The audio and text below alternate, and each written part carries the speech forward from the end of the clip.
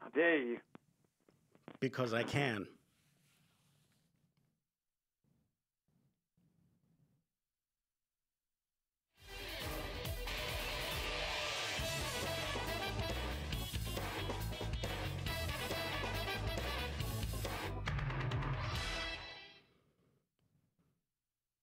From the studios of Staten Island Community Television, you're watching In the Bleachers, the TV show for the world's most passionate sports fans. And hello, everyone. I'm Jaime Hixson. And joining me on the phone? The hardest... Well, first of all, you're supposed to introduce me as the hardest, baddest, sexiest man on cable access TV. How am I supposed to lie to the people? Like, but anyway, I am the hottest, baddest, sexiest man on cable access TV. You're truly the man of the hour with the power. Hector Bosa. That is I. So, sir. Yes? How have you been with the knowledge of sports lately, with all the catastrophes that are happening and all the greatness that is going on right now? I've been doing okay. Football coming on. We have the Mets sinking like a battleship. I think that might be an understatement there. But at least they were able to take a series from Washington, which is a little bit of a confidence booster. But now they have to take on another team that's going to look to play spoiler, the Miami Marlins, for 4 games, including a doubleheader tomorrow. And their chances are, if they make it, do they have a chance of winning? I just don't see it. Getting into the playoffs, at least. Getting into the playoffs? No, I don't see it. But you have to remember something else, too. Mm-hmm. Well, now everybody's criticizing the Mets, even the owner. Yeah, and what are the Mets doing about it? They're giving thumbs down to their own fans for booing them. Well, do you agree to that? I mean, they are trying. It's not like they're not trying. Oh, of course. I mean, I know that they play hard, but these guys have to remember what they signed up for. When they decided to make New York their home, they had to realize that they were going to play in front of a really tough crowd.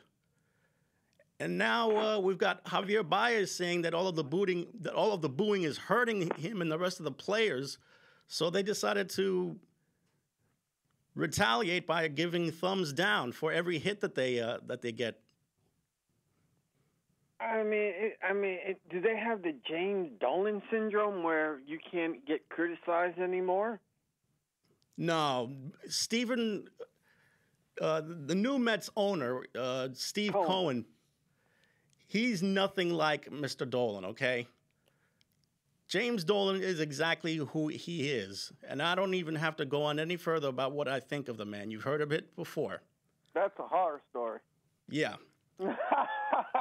And you see, and that I'll agree with you on that. Mm-hmm. I'll agree with you on that. But Steve Cohen, who runs the Mets, even he knew that what the players did was wrong. And there was a statement made out by the team president, which is Sandy Alderson. He made it clear that he's not going to tolerate any insulting remarks or gestures towards the fans. And he made it loud and clear he was going to speak to the players about this. So it looks like the Mets are going to have to celebrate a big hit in another way that doesn't involve thumbs down. Well, you know what's funny? And you know, if the audience or whoever's out there is allowed to express themselves, why shouldn't they? Why shouldn't the Mets express themselves? Yeah, why not? I mean, if they get a hit, if they feel that way, that's fine, because they're not hurting. They're not talking bad about the team. They're just saying, in my opinion, you fans are wrong, because here we are trying to do our best, because they're even chanting for the resignation of the coach or the manager. Mm-hmm. And I said before, a while back, that when a guy comes in from nowhere, they like to replace everybody from scratch. Right. So I'm surprised this manager lasted this long, considering that when you have a new owner and a new GM, they like to bring in their own people. Right. Now, what do you think? Do you think he has a shot of making it next year, or do they just fire him this year? I think he should get at least another year. I know what you think, but I'm saying what do you think is going to happen? Do you think that because the way the Mets are slumping, do you think, and from what you read from Steve Cohen and the GM, do you think he has a shot of making it next year? Yes, he does. Explain why. Why? Because the players seem to like him, and even in spite of the many mistakes that he's made with the team during game situations, he's also had his moments where the Met players made him out to look good during their play. Not only that, he's only had 2 years on the job. Yes, that's true. But as I said before, when you have a new organization with new people, they like to bring in their own people. Mm-hmm. They don't like to just go, okay, I'm bringing you because you're from the other, from the old guys that were in there, the old hand that was there before. Now, this isn't a regular job where you become a supervisor and you still have to work with the same people. Of course. This is a job where, when a new person comes in there, things change. Mm-hmm. This isn't a government job. This isn't a private industry job. This is a job that's very unique. Look at all the NBA players and all that. Yep. And it's funny, too, because about the NBA players as well, going back and forth about firing and hiring. I remember reading an article, and I forgot who it was, that was saying that he wanted to be traded to a team. I think it was Fournier. I think it was him or someone else, that he wanted to be traded to a team like they did with James Harden, but because he wasn't, he was mad at the ownership. Mm-hmm. And I'm going, brother, you signed up, and they can trade you anywhere. If they hear, if they're trying to accommodate you and they can't, then how are you going to blame the ownership and the GM? And secondly, you signed up. You didn't sign up with specifics saying, well, if I sign, if I get traded, I want to get traded to these teams. That's not how it works sometimes. And you're getting people going, oh, well, I want to be on this team now. Do you think that's right, that the players should blame the ownership? Well, let me state right now that there not once did any of the players point a finger towards ownership. That's one thing. That's one, yeah. For another, you are putting yourself in really hot water by criticizing probably the single most critical fan base in the country. Right. But so to answer your question, yeah, no, it's there was no rhyme or reason for that to happen.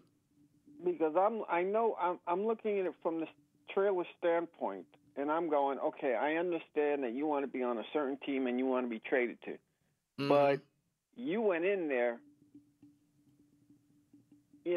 with signing on a team, and you gave practically your rights away to go and say, we're allowed to trade you anywhere. We'll try to accommodate you, but if we can't, oh well, You know? Yeah. But I just found that amusing. But with the Mets going the way they are, Yeah. I don't think he's going to last long. So you think he's going to get fired once the year is over? I think so. I either that or they're going to either he's going to get fired or they're going to bring in big name players. Well, and will they take the luxury tax hit just to get a big name players? Because unlike the Knicks, at least there are people that want to play for that organization.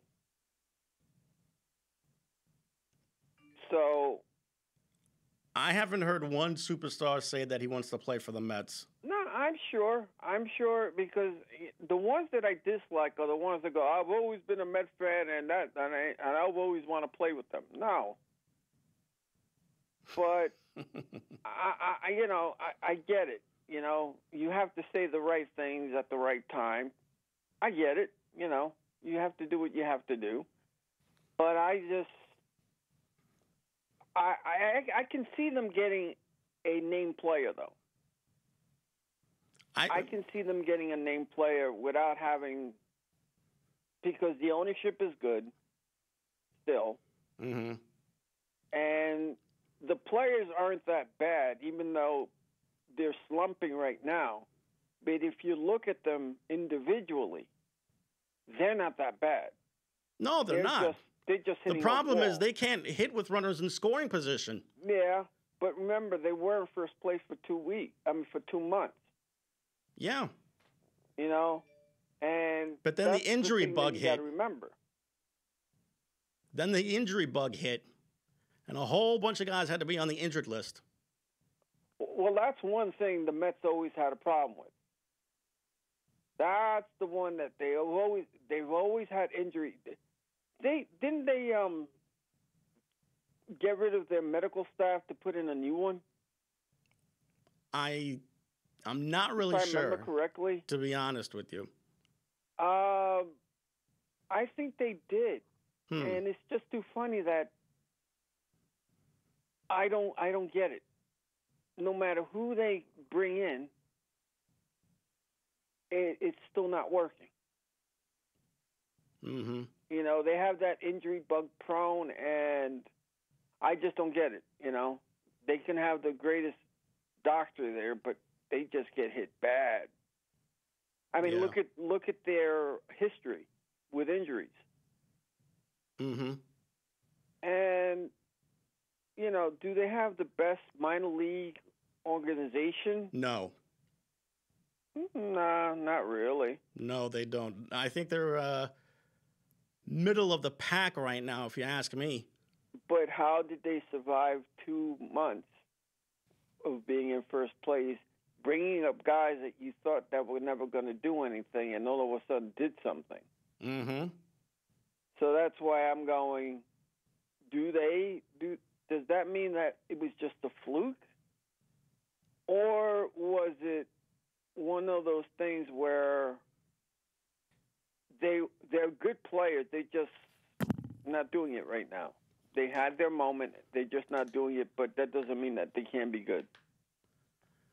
I think it's a matter of them having that one hot streak that they had. It just came at the most inopportune time. Because they reminded me of the Yankees too last year when they brought up people, and you know they did well, you know. So that's why I'm going. I don't know. Just explain it to me, because on the other side of the island, you got the Yankees who did lose, but they're having a hot time. Are they blossoming to the point right now, or do you think that they're going to go on a downward spiral, or do you think they'll be in a mix? I think they'll still be in the mix of the playoff race. I doubt it's going to be for an Eastern Division title. They may have to settle for a wild card, one of the two wild cards that's out there. And it's interesting when this whole streak got started. It coincided with the calling up of a 27-year-old prospect named Andrew Velasquez, who played shortstop for a while and made all the plays that he was supposed to, and even got a couple of big hits when the situation was warranted. But now, over the weekend, even though the Yankees took 2 in Oakland, the last 2 games, I think, they really let those get away from them because they stranded so many base runners that it was just infuriating. By the way, you notice that no one has ever taken a shot at the Yankee fans. None of the Yankee players have taken any shots toward the Yankee fans. They knew exactly what they were doing when they signed up to be a Yankee, whether it was as part of a trade or in free agency or being drafted. Well, I'll tell you something. It just so happened that their trades so far have been that come out and did well.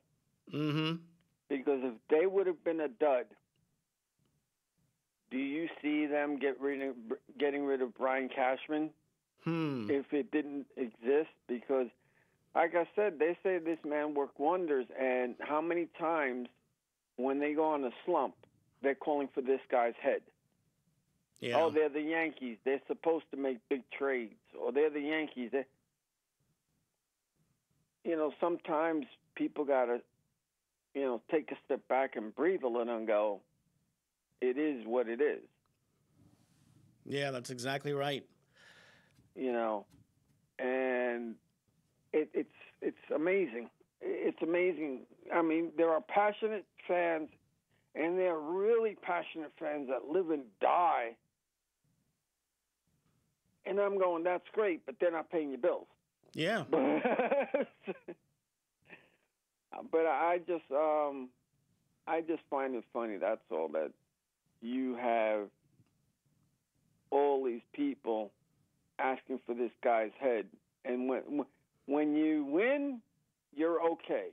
Mm-hmm. When you lose, that's when they want your head. Instead of going, okay, you know what? They're in a slump right now. That's okay. We have to ride the storm.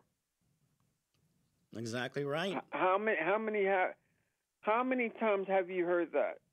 We have to ride the storm. Too many.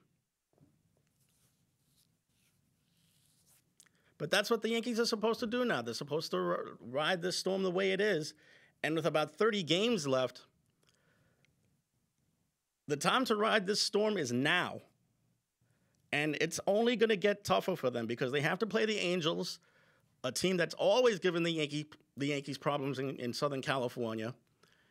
And, of course, they have their division opponents to think of, the Blue Jays, the Red Sox, the Orioles, and the Rays. There's also the Subway Series with the Mets at Citi Field, including a game on September 11th. And if I'm not mistaken, sure they'll do something special for September 11th. And did you see the City of Dreams, that one? No, I missed it.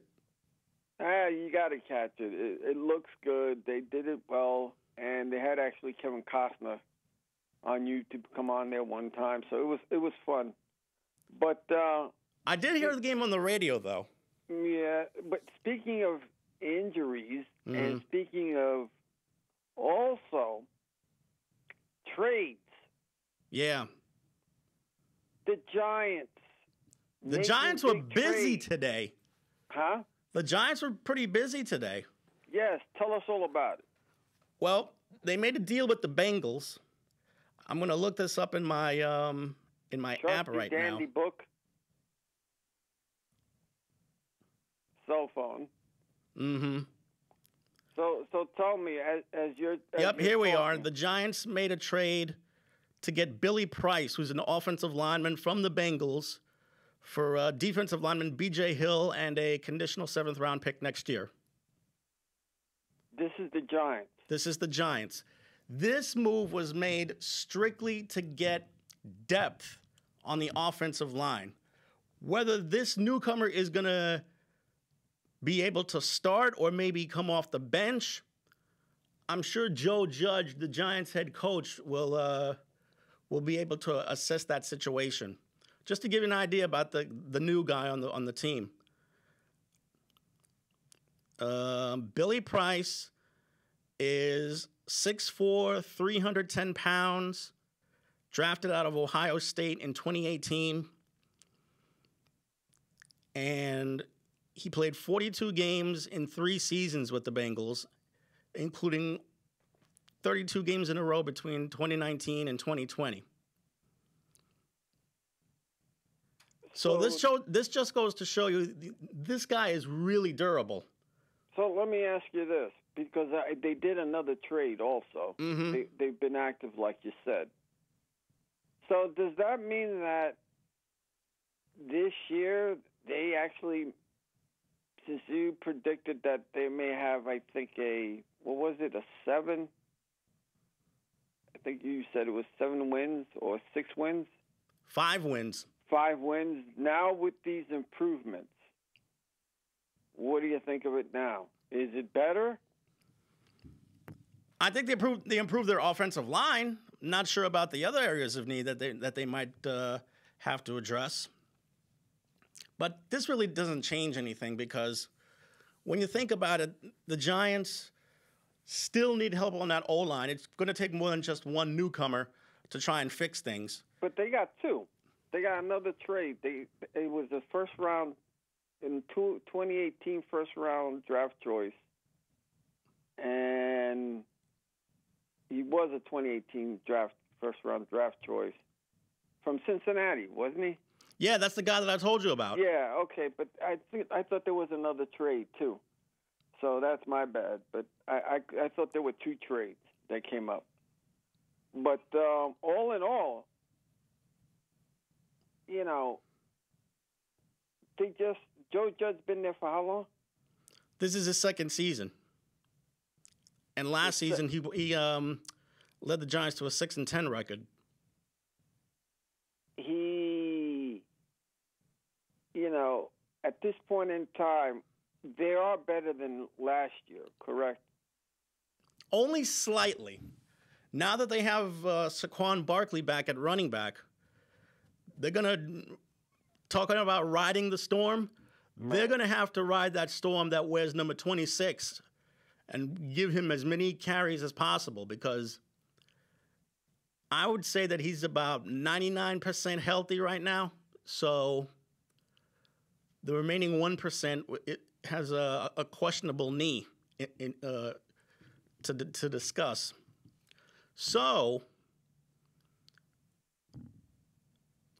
this is also a big year for Daniel Jones, because he's had his moments where he's been good, but then there have been other moments where all you could do is just throw your phone or your remote control at the TV set in frustration.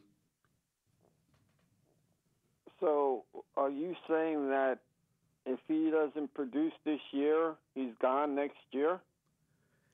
If he sucks the whole season, you would have to assess the quarterback situation. But I should warn you, the quarterback class for 2022 does not look good.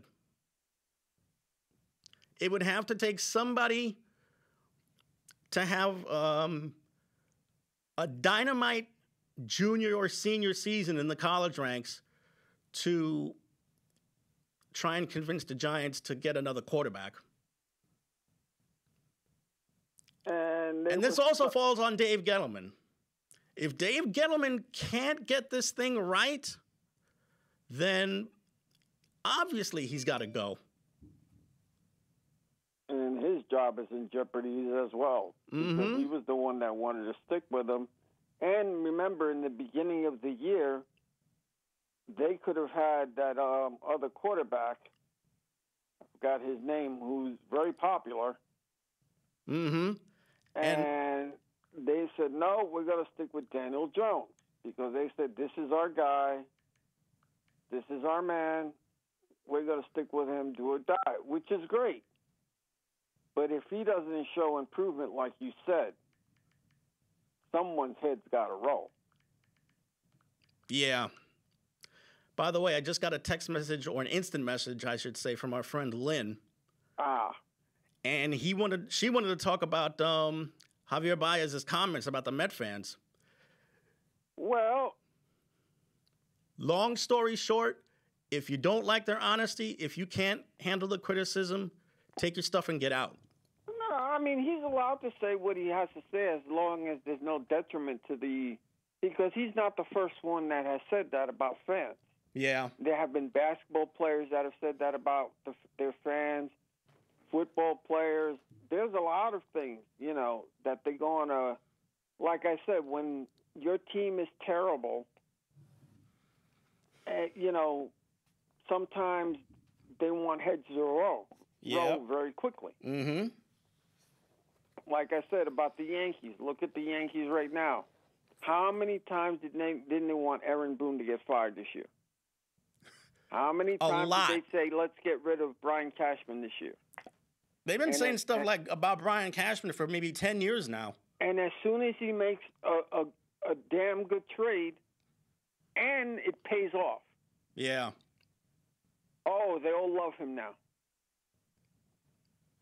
They all love the guy because now they're winning for him. Mm-hmm. So, what did he say again? What was his comment? Do you have it per verbatim? What he said, or he was just... You mean Baez's comments? Yeah. Let me see if I can find that here. Or he was just saying that they shouldn't be criticized. Yeah. Because if that's the case, he's got a right to say, just like you said, he signed up when he's there, and you have to remember where he's coming from. It's not like they're not trying. Because the fans will go and say, well, these guys are not trying. By the way, you talked about Luis Rojas's job status. There have already been fans that have been yelling out, "Fire Rojas," during Met games. Yep. And he said on an interview, when you do bad, they have the right to say what they got to say. Mm-hmm. But it's up to the owner and it's up to the general manager. And like I said, next year, unless they make big moves next year, that guy's gone. Yep. By the way, here's the gist of Baez's comments. He says, and I quote, "When we don't get success, we're going to get booed. So they're going to get booed when we get success. We're not machines. We're going to struggle. We're going to struggle 7 times out of 10. And it just feels bad. When I strike out and I get booed, it doesn't really get to me. But I want to let them know that when we have success, we're going to do the same thing to let them know how it feels. If we win tonight, then we've got to lose together, and the fans are a big part of it. They've got to get better. I play for the fans, and I love the fans. If they're going to do that, they're just putting more pressure on the team, and that's not what we want." End quote. Okay, what was so bad about what he said? In my opinion, he didn't say nothing wrong, because I'm just repeating basically what he's saying, which is it's not like they're not trying. What did he say that was so bad?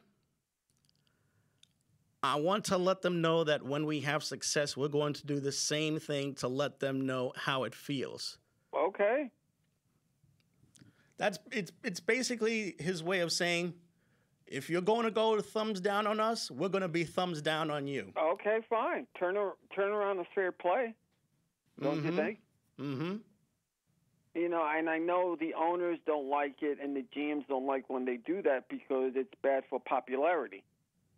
And it's bad for ratings, and it's bad for money. It hits them where it hurts, money-wise, because it's always about the money. The majority of 9 out of 10 times, it's always about the money. It's never about the fans. It's always about money, because it's still a business, no matter how you slice it or dice it. However, that being said, it's true what he's saying. And as I just said, and I just repeated, it's not as if they're not trying. Now, They're if he trying. wants to They're just say, not playing okay, well. for you fair weather fans that are just going, oh, since we're going on a bad streak or whatever's going on, fine. When we win, then we'll do the same to you. Fine, that's okay. There's always an action to. There's always an action, and there'll always be a reaction. But I understand from both sides. Mm-hmm. I get it because, as you said, we're human beings too. But you know what? The fans also have a right to complain. Right. The fans have a right to complain, even right or wrong, mind you, right or wrong, because there's a lot of fans out there. As soon as you start losing 4 or 5 games, they want the heads rolling, or right away they go, oh, well, I want this pitcher. Oh, this catcher should hit this way. They become pros. And somebody, again, there'll always be that one guy that can actually do can prove themselves if you let them. Mm-hmm. But I see nothing wrong with that.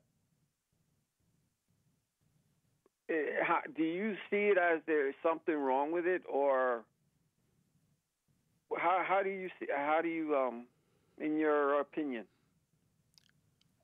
Those words that I mentioned to you, that is just an example of the big mistake that Baez made, going after the fans the way he did.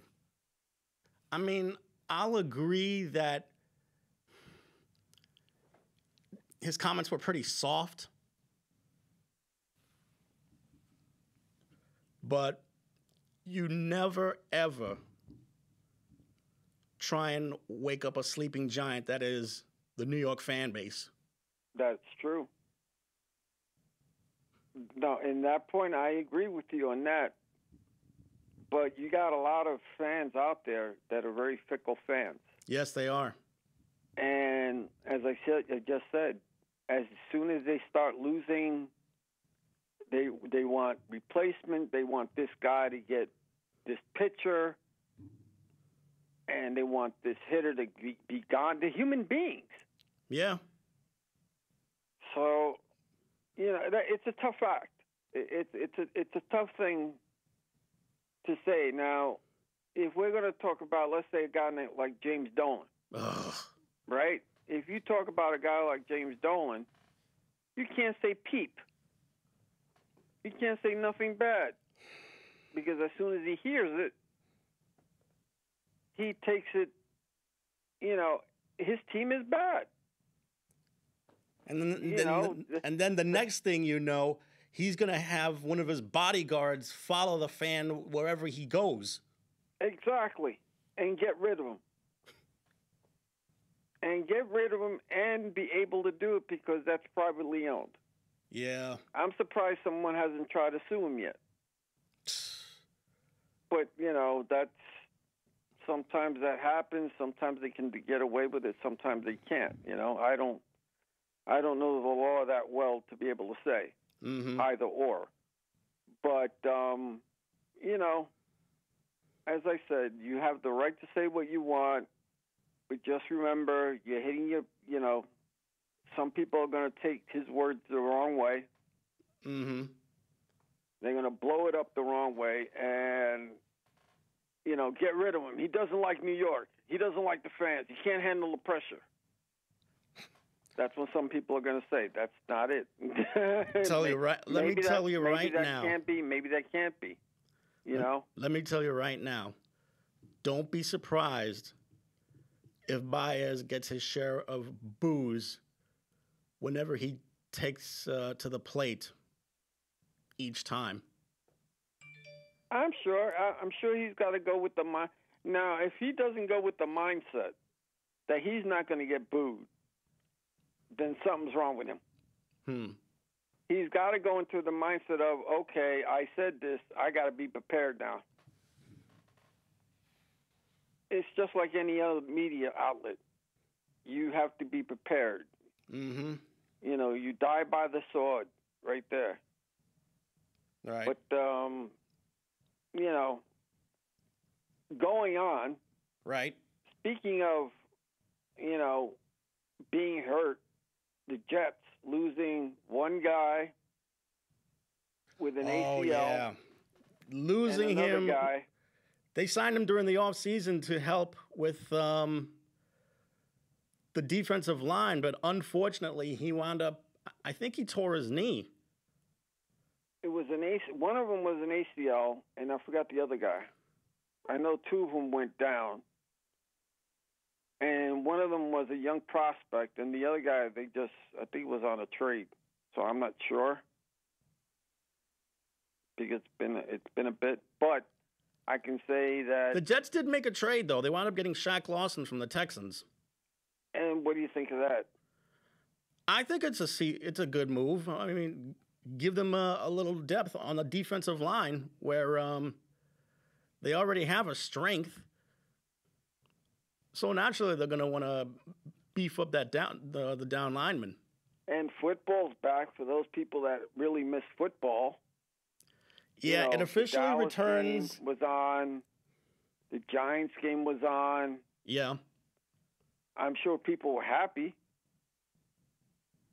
And hopefully you got to see what you had to see in the football, in the players that you want. Did you see any of the games? I saw bits and pieces of the Giant game from last night. And tell you what, they were 0-3 this entire preseason. Something tells me that the Giant defense is going to be keeping their team in a lot of games this year. Why? Because they made major improvements on each side of the defense. They improved on the down line, they improved at linebacker, and they improved at secondary. The one guy that they got in the secondary was Adoree Jackson, and he is going to be someone to look at in that secondary for this season. Well, let's hope for the best and expect the worst, I guess. I mean, as I said, if Daniel Jones doesn't get his act together this year, and it's not like he's nobody. I mean, the kid has talent. He really does. Maybe he's not built for that system. Could be. Maybe he's not built for that team because that built is not, because there have been other quarterbacks that have gone to other teams and flourished better. Mm-hmm. So maybe that's not the team for him. But, eventually they're going to have to get rid of him if he doesn't show some promise. Then the GM's got to go and he's got to go. And that's why I was saying this year, try to get a quarterback. So in case, as a backup, you get the guy, low draft choice, in whatever draft pick you can get him, and you have him as a backup quarterback, have them duke it out, and then you can always use the other guy as a trading piece. That's it. Sounds fair to me. That's what I was saying a while ago. Where, get another guy, get another quarterback, because if he makes it, and at least you got the other guy as a backup, and he can stay there for 2 years and learn. Mm-hmm. That's great. Because people think once you get drafted, you should play right away. How many quarterbacks have been drafted and they had to stay on the bench for a year or two before they got their shot? Unless they were top 10, 1 or 2 draft choice, and they needed a quarterback real badly, that team. Mm-hmm. So, yeah, there's a way of doing it. And as I said before, they could have.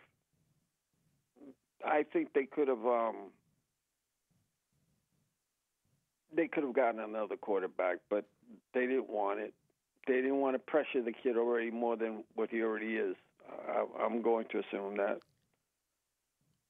But other than that, the Jets are going to be the Jets, and the Giants will be the Giants. But at least you did see some improvement.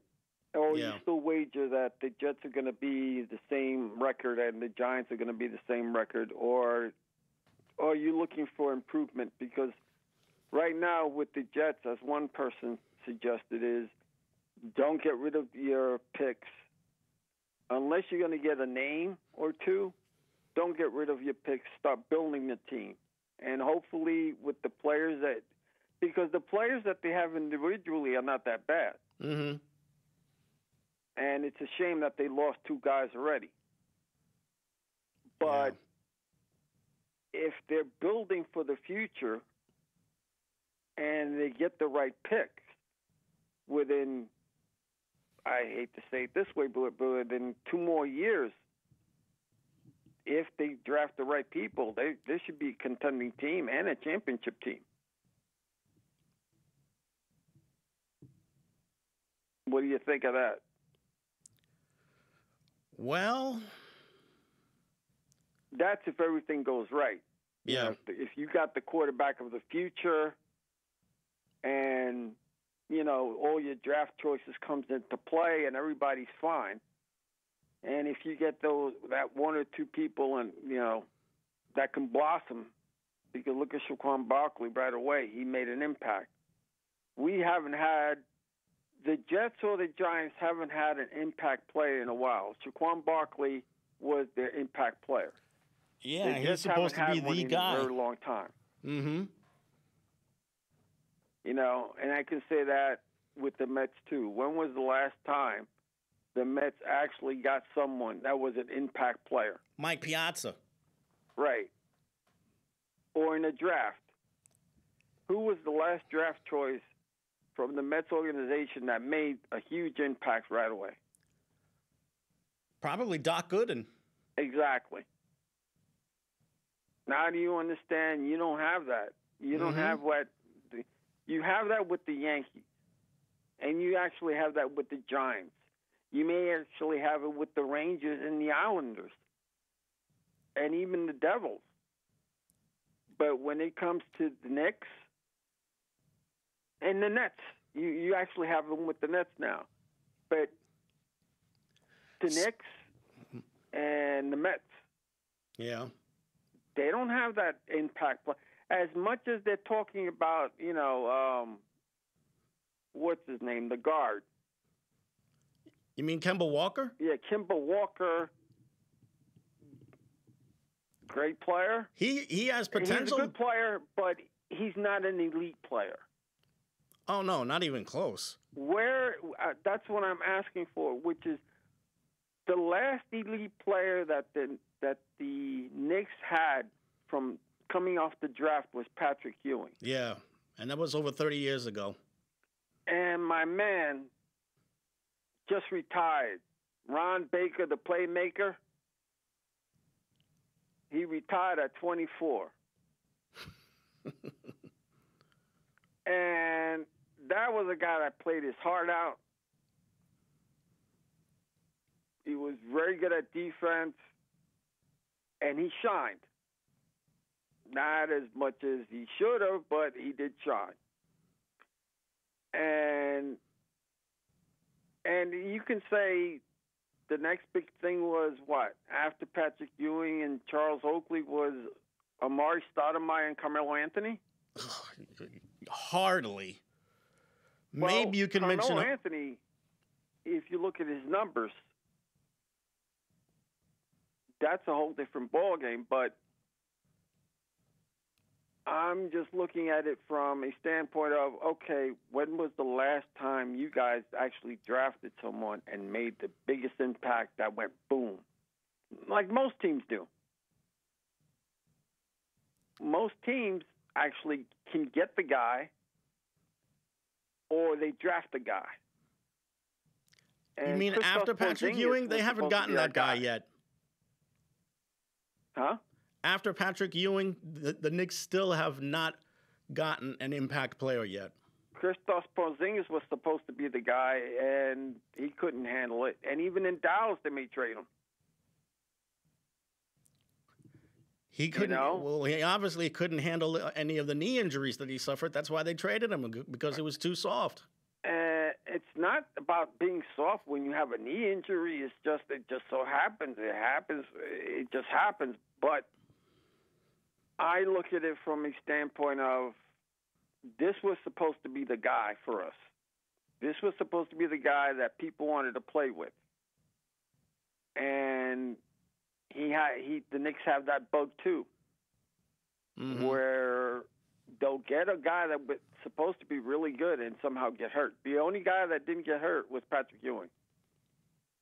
And it was towards the end of his career. That's when the first couple of years he had some knee injuries that really put back his development. But then there was a 10-year stretch where he only missed 5 games. Right. But then he broke his wrist, I should say, in the Milwaukee game, and he wasn't the same player anymore. Exactly. And imagine him and Bernard King with Charles Oakley and Mason all together. That's the biggest dream that people always wanted to see. What could have happened? Tell you what, if the Knicks had decided to bring back Bernard King, I think they would have been really, really dangerous for every team to go up against. But they're making Kemba Walker. And I was reading too that what do you think of the Knicks getting Ben Simmons? And I'm going, yeah, okay. Right. I don't think so. Well, wait a minute. What's wrong with him? He can't shoot. Okay, but look at his stats. He's a 2-time All-Star. He's one of the best defending guards and forwards that you have, right? He's not no slouch. He's not a slouch. Hector, the guy passed up on a slam dunk so he could pass it to a teammate. What does that tell you? But if you look at his stats and you look at his career, I know that he can't shoot for the hill, right? But look at what he does he has to go to a team that can shoot the ball. Let's say the Golden State Warriors. They all got shooters. All he has to do is pass. Yes, but at least the average point guard every now and then has to shoot the basketball. He does get his point, but he's not going to be... He's like a shortstop that's not supposed to hit. He's just there for defense. He also shoots terribly from the free throw line. Exactly. But he is... So there's your answer right there. Player, no way, no chance, no how. And no. He's a great defender. And he's a big dude. He's not a slouch. He's 6'5"? 6'4", somewhere around there. Oh no, he's much taller than that. So you have a guy, and 25 years old, and if you look at his stats, forgetting the shooting part, he does other things very well that can make your team better. But he's got to go to a team that has shooters. I'm hearing some Ben Simmons to the Trailblazers rumors. For Damian Lillard. Bradley Beal? What's that? Who they get? Bradley Beal? Or are they trying to get the Wizards so that Bradley Beal doesn't go? Well, I hardly think that's going to be ever happening. But because I tell you that I'm hearing Damian Lillard for Ben Simmons and whoever they get in between. That's what I heard. And I'm going, okay, well, Lillard will give you is a better scorer. Is he better than Ben Simmons in defense? I don't know. And he's to give you a player, and he's an older player. To give you an idea, Hector, Ben Simmons stands 6'11". Look at that. And he plays guard, and he's a forward, if I remember correctly. You would think that guy would play center. Am I right or am I wrong? Correct me, please. Right or wrong about what? He plays guard and forward, right? He's strictly a point guard. At 6'11", a guard. Look at that. That would normally be a center. And like I said, he's a damn good passer, and he's very defensive minded. He just can't shoot. So, and he's also a medical liability. He's missed 49 games in 2 years. That's also true. But now Philly has to trade him. They already broke him. So I was reading. I'm going. If you had to get a player, can Ben Simmons play for the Knicks? And I'm going, well, they really don't have any shooters on the team already, so he can't do any worse. And he can feed the ball to people. I'm not questioning his ability to pass the ball. He's a great passer. Exactly. But the problem is he is afraid to shoot. Yeah, and I know, I understand, but I'm just going by. Who would you give up for him? Just like Damian Lillard. Who do you give up for him? How many players? You're not going. I mean, they keep on talking about the Carmelo Anthony ordeal, and that I give the Knicks organization credit for that much. If they go by the path that they're going by, they're not going to make a stupid move like that. We'll see. But their incompetence knows no limit. Well, it's the owner that knows more limits than anything, because so far they've done really good with the contracts. They've gotten decent ball players that they should be better than last year. And, if you're going to compare them to the Nets or the Lakers, you got the wrong team, because now everybody wants to play for the Lakers or the Nets. You notice that? Yes, I do. Because they know that's the place to try to be on a championship contender. Although I see the Lakers as more of a contender than the Nets are. And I was hearing that the Lakers wanted to go after Gordon Hayward. Very interesting. Well, they do need perimeter shooting. And I'm going, damn, how many All-Stars do you want on, and how many All-Stars do you want on the team? And I'm saying to myself, they're buying All-Stars. It's not as if the way the Lakers came up before with Johnson, Worthy, Jabbar. They had some damn good ball players. Look at the Celtics, and look at the Chicago team. Chicago actually got better. Oh yeah. Whatever happened to that? They were investigating that problem that they had. Did they fix it? Did they say it was okay? I'm not sure tampering. What you mean. Chicago got caught with tampering with Lonzo Ball and them.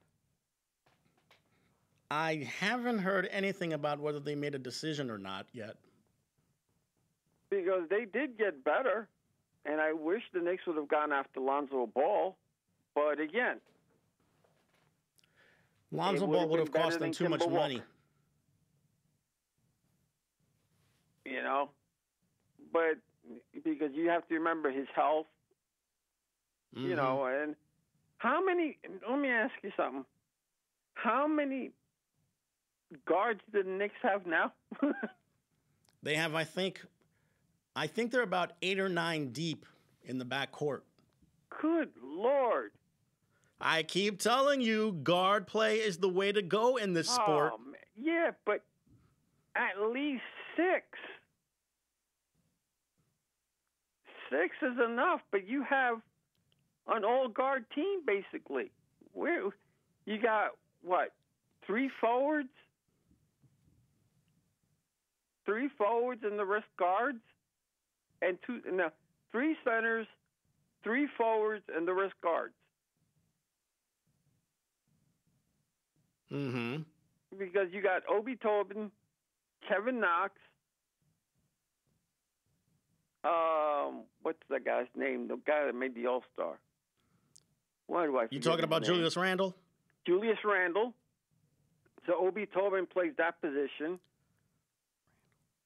And Kevin Knox plays the other small forward. So somebody else plays small forward. And you got 3 centers. And the rest of guards. Who's gonna make it? And they sign more forwards and guards. There's a guy named Bacon. Yeah, Dwayne Bacon.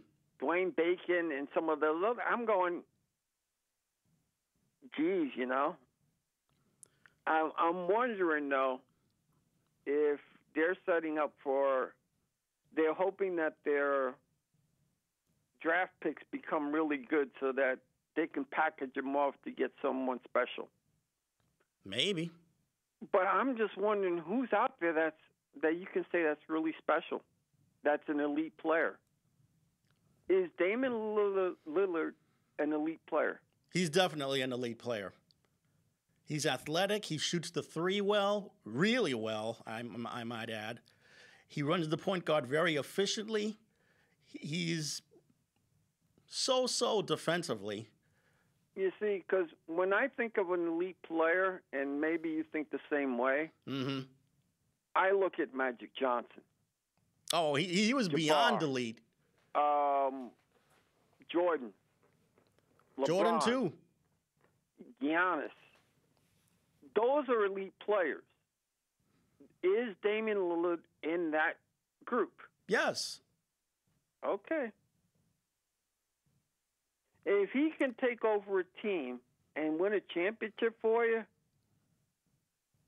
then I consider him an elite player, or at least get you, forget the championship, but get you up there.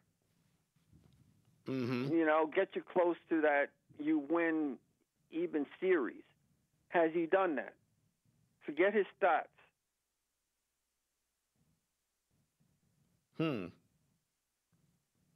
Stat-wise, he's fantastic. But can that because all elite players make everybody around you better, that when it comes to the playoffs, you've passed first and second round. Mm-hmm. Damian Lillard has won playoff games and series with last-second shots. You want somebody to take the ball in your hands and go for the last shot, pick this guy. Exactly, but my point is, an elite player to me is a guy that carries the team on his shoulders and go, guys, we're gonna go all the way or something. Mm-hmm. And it's not about stats. It's about, can you make all of us better to the point where you can take us to the next level? Yeah. And get us to the promised land. But it's 7:59. Yeah. All is well. Mm-hmm. Dinner's being served. Yep.